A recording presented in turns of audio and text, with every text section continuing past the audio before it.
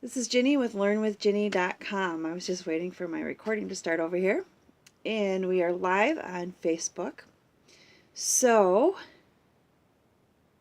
if you're live or if you're watching the recording, do comment and let me know where you're from, what your questions are, and what you would like me to talk about next time. Just say hi. So let me know that you can hear me. Okay, so today, what I want to share is how to connect, two ways to connect with your kids and with your audience.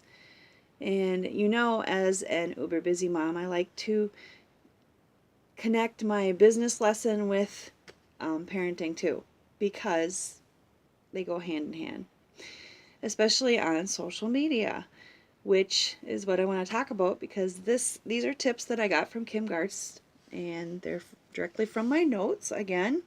So I'm going to continue to share until I'm out of them, and then I'm going to continue to learn more and share more with you, because that's what I do here.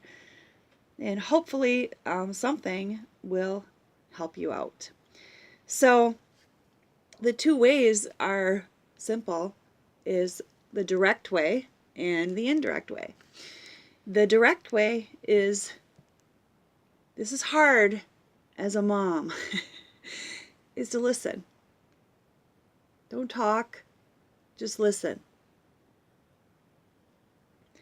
If you sit face to face with someone and don't talk, and just, somebody will talk. So that is the biggest thing, is to just sit and listen to your kids. Remember, because it's not about you, it's about them. And I have I have preteens in my house. So the book I'm reading right now is Queen Bees and Wannabes. It's a very good book. I highly recommend it. Somebody recommended it to me a long time ago, and I'm glad I finally picked it up and started reading it. But it brought back some memories of when I was a kid, and you forget how important every little thing is to them. I know, and it seems trivial, the stuff, when you look back, it seems trivial, like when you're in that lunchroom holding that plastic tray. This is just a vivid memory that she brought up in the book. And you're sitting there and you're like, where am I going to sit? You're scanning the room, and it's a big deal to you. You're nervous, and especially if you're in a bigger school, it's a big deal, right? That's just one little tiny snippet of the whole landmine that the kids walk in every day going to school. So remember that, and listen to her, even if you're in your head, you're thinking, oh my gosh, it's like, do I really have to listen to this? Yes, you do. Yes, you do, because you want to be a part and connect with her. And I'm saying her because that's what I'm reading about, is the Queen Bees and Wannabes, which is all about the social structure of the girls out there and their lives and what they're dealing with. It's a little bit different than when we were kids, but similar in some ways. Anyway, I highly go to my blog post. I put a link in there. You can get the book yourself if you have daughters that you want to learn how to connect with them better and communicate with them better, because there's lots of good ideas in there. And you know what? I'll share some of those on another post. But today, what I wanted to share with you is those two things, is how to connect. The direct way, which is just to listen. Just listen. Don't talk. It's hard not to talk, because you want to advise her and you want to tell them what to do, right? The same thing goes with your audience in your business. Listen to what your audience needs and what they want from you. engage with them, and that would be like doing Facebook Lives every day. And I apologize for not being here yesterday. Had some technical difficulties with my electronics.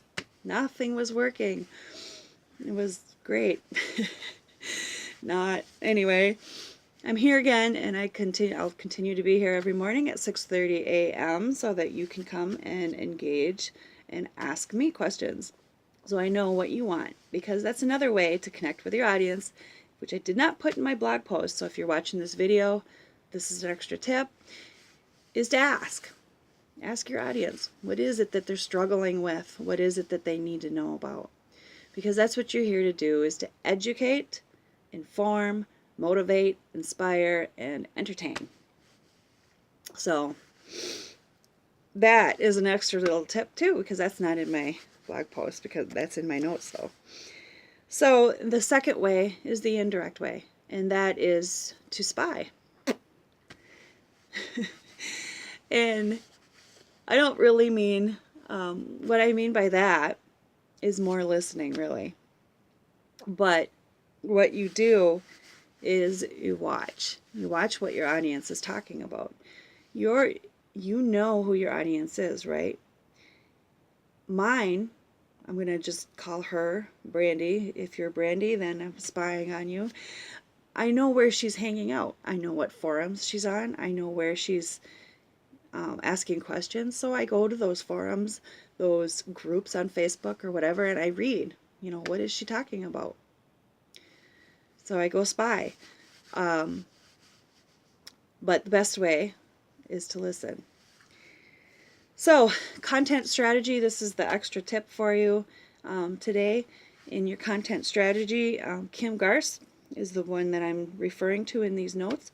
She uses buckets, and these buckets of content for her audience include a bucket for information and education, a bucket for entertainment. That might be something, funny that you want to share, a funny story, or entertaining, I think, is a little bit harder, because most of us are not actors or comedians, but if you are, then fantastic. Share stuff that entertains your audience. And then the third bucket was marketing and your calls to action, and that's where you do your selling. But I would say a majority of your content should be to inform and educate and entertain. Then they call it a jab, jab, hook, because you put out lots of content, and then you put in your sales pitch or your calls to action. Today's call to action is to go to my blog post, and make sure you go to the products tab and check out all the free training you can get there. So make it a great day, and I'll see you tomorrow morning at 6:30 a.m. and we'll talk about something else. Make it a great day.